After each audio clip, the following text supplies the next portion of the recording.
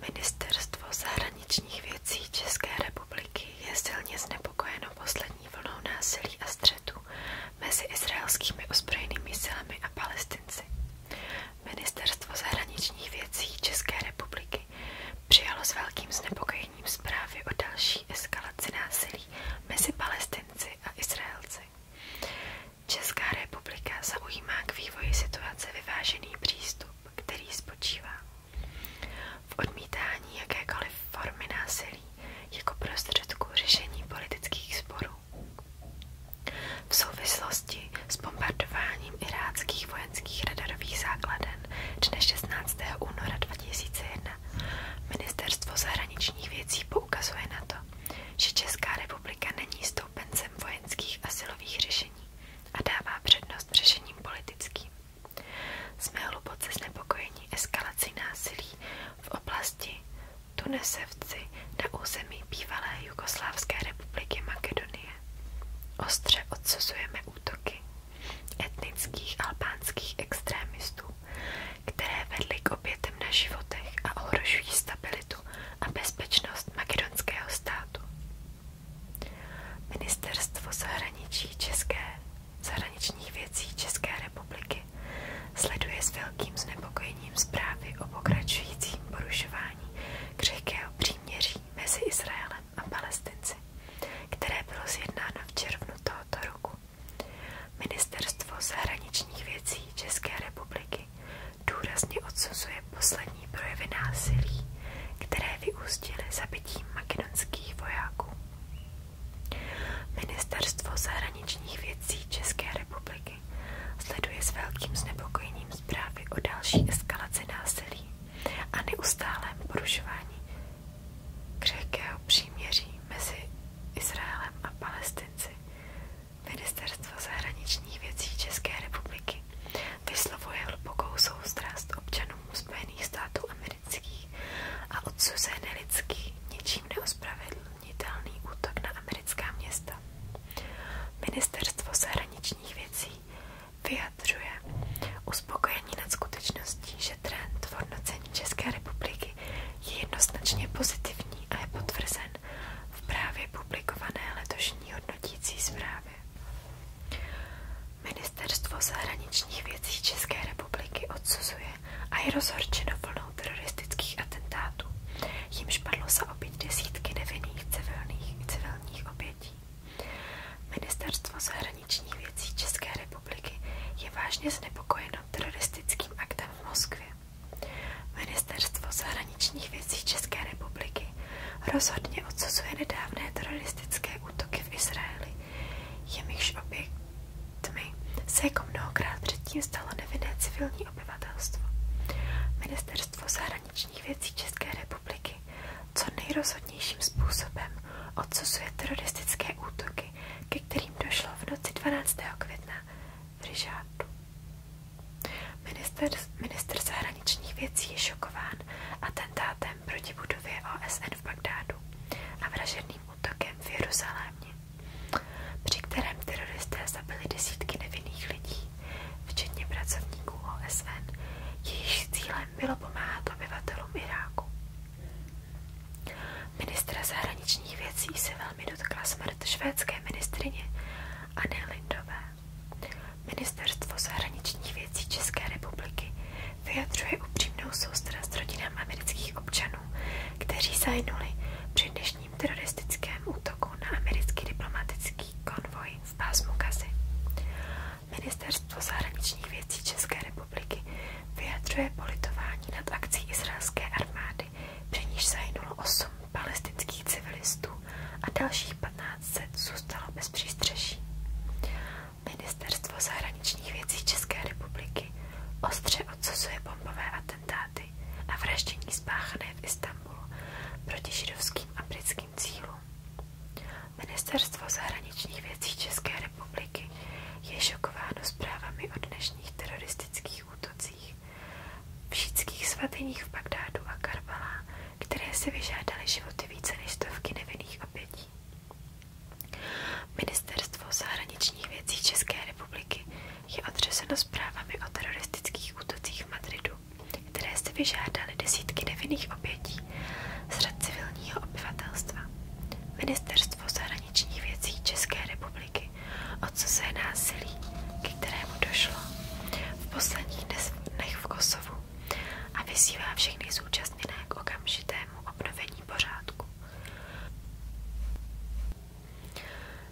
Ministerstvo zahraničních věcí České republiky je hluboce znepokojeno eskalací útoků ilegálních milicí a extremistických skupin proti zahraničním expertům a koaličním jednotkám v Iráku v posledních dnech. Jejich cílem je uvrhnout zemi do chaosu a zabránit předání vlády do rukou demokraticky zvolených orgánů. Ministerstvo zahraničních věcí České republiky odsuzuje teroristický útok, k němuž došlo 9. května v Grozném. Ministerstvo zahraničních věcí České republiky vítá jmenování přechodné vlády a prezidenta Iráku jako zásadní krok na cestě vedoucí k vybudování svobodného, prosperujícího a demokratického Iráku. Prohlášení mnohonárodních sil v Iráku k terorismu, k němuž se Česká republika připojila, demonstruje solidaritu všech zemí, které do mnohonárodních sil přispívají na základě rezoluce Rady bezpečnosti OSN. Ministerstvo zahraničních věcí České republiky ostře odsuzuje teroristické útoky, k nímž došlo v noci na 25. srpna 2004 v Ruské federaci.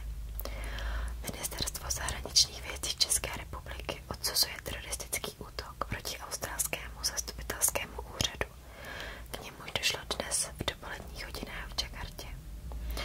Ministerstvo zahraničních věcí České republiky je otřeseno včerejšími bombovými útoky na Sinajském poloostrově. Hluboce lituje jejich nevinných obětí a vyjadřuje svou účast pozůstalým.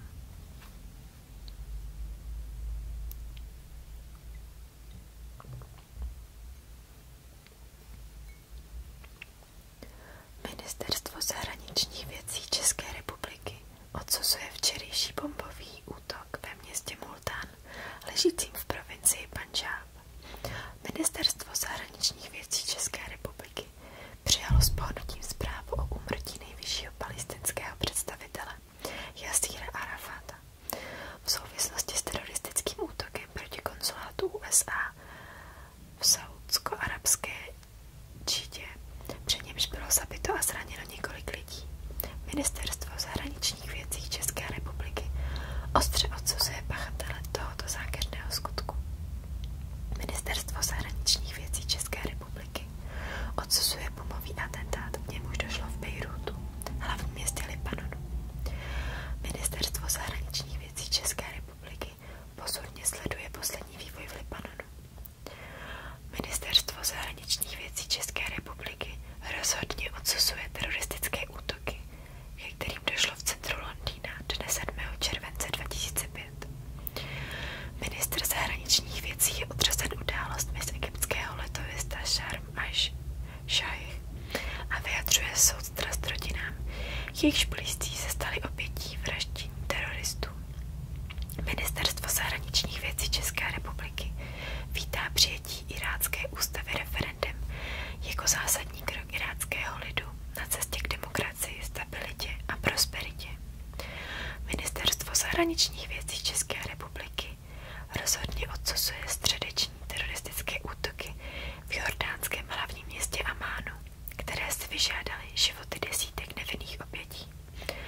Ministerstvo zahraničních věcí České republiky důrazně odsuzuje útoky proti velvyslanectvím a dalším objektům Dánska, Švédska, Norska, Rakouska, Německa a Evropské komise a proti občanům evropských zemí, stejně jako rozmíchávání nenávisti pod záminkou obrany náboženství. Ministerstvo zahraničních věcí České republiky odsuzuje teroristický útok v centru Tel Avivu, který byl spáchán dne 17. dubna 2006. Ministerstvo zahraničních věcí České republiky důrazně odsuzuje teroristické útoky, ke kterým došlo v pondělí 24.4.2006 v centru sinajského města Dahab a vyjadřuje soustrast rodinám obětí. Ministerstvo zahraničních věcí České republiky vyjadřuje znepokojení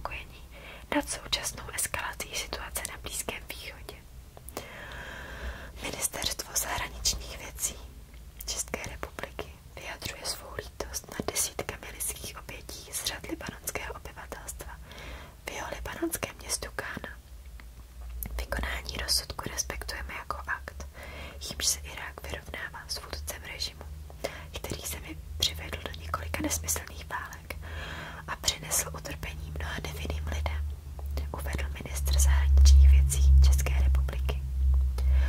Ministerstvo zahraničních věcí České republiky odsuzuje všechny pokusy o narušování stability Libanonu. Ministerstvo zahraničních věcí České republiky lituje ruského rozhodnutí.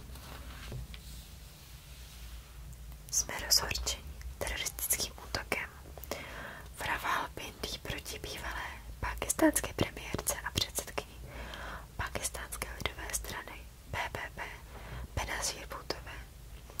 Ministerstvo zahraničních věcí České republiky rozhodně odsuzuje v reakci na vylepování plakátu dánské karikatury proroka Mohameda v Brně veškeré akce urážející náboženské cítění jakékoliv skupiny obyvatel a zejména takové, které vedou k podněcování náboženské, rasové nebo etnické nenávisti. Ministerstvo zahraničních věcí České republiky s velkým znepokojením zaznamenává případy násilí a porušování lidských práv v Zimbabwe.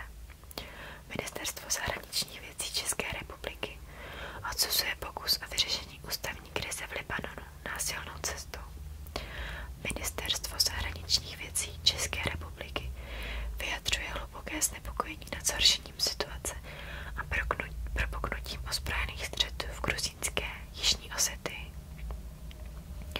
Ministerstvo zahraničních věcí České republiky důrazně odsuzuje sérii teroristických útoků, ke kterým došlo 26. listopadu v Mumbai a vyjadřuje soustrast rodinám obětí.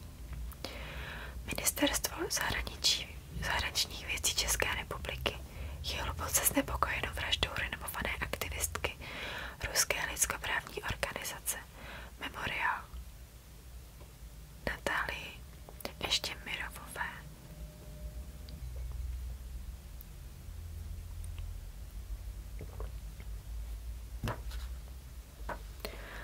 Ministr zahraničních věcí je šokován zprávou o teroristických činech spáchaných v Jakartě.